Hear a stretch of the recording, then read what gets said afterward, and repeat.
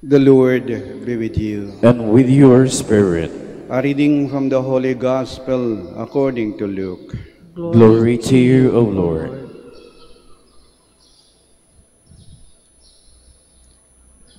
While Jesus was speaking, a woman from the crowd called out and said to him, "Blessed is the womb that carried you, and the breasts at which you nursed." And Jesus replied, "Rather blessed are those who hear the word of God and observe it."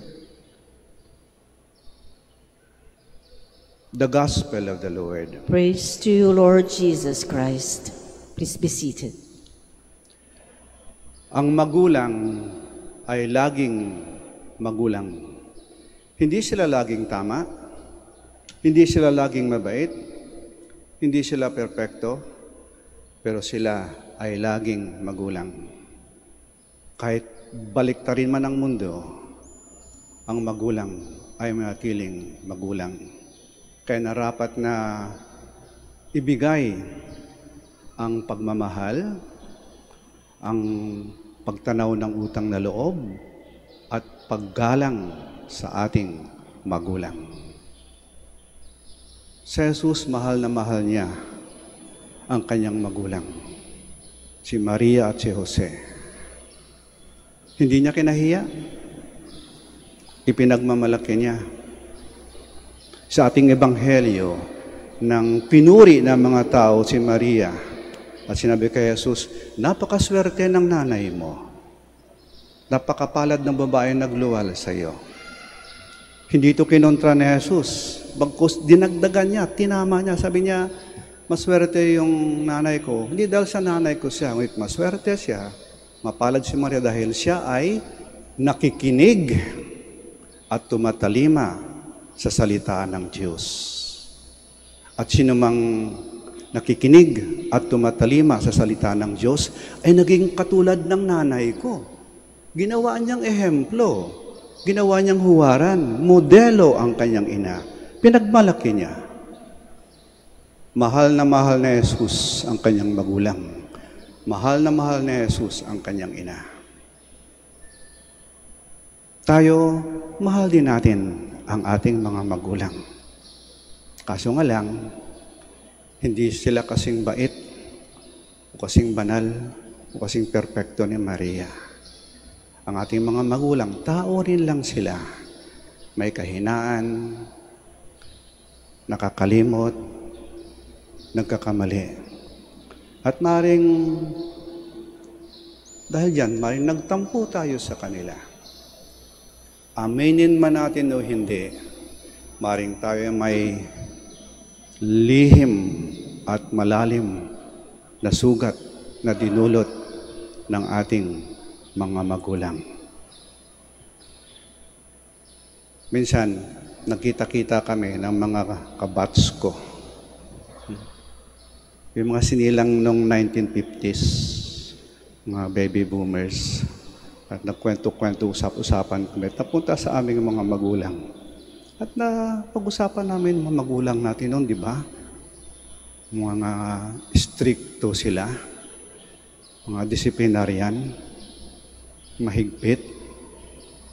At ayun, nakwento namin, may napalo ng tsinelas, may napalo ng sinturon, may kasama na ako doon.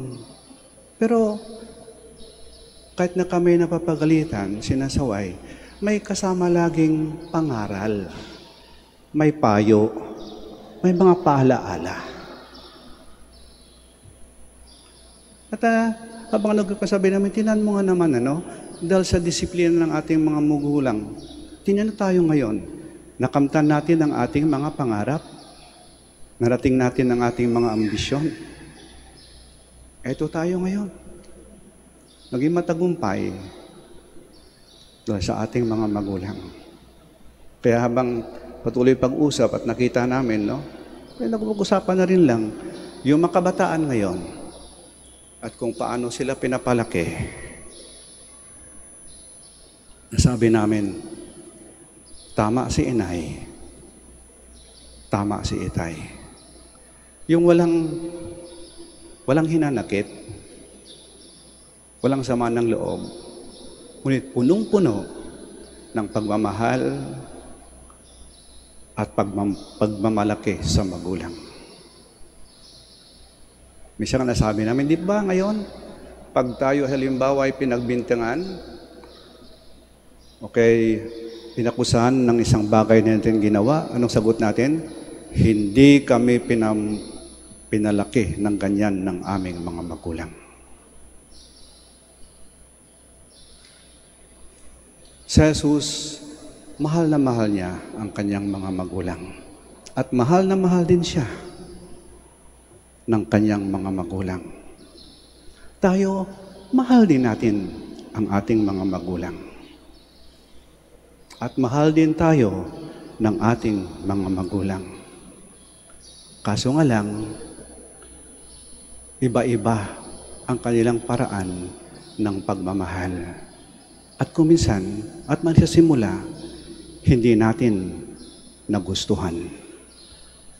Sana darating yung panahon, pagtanda natin, o pagtanda na ang ating mga magulang, o kahit wala na sila, sasabihin natin na punong-puno ng pagmamahal, pagtanaw ng utang na loob, at pagmamalaki. Tama si inay, tama si itay.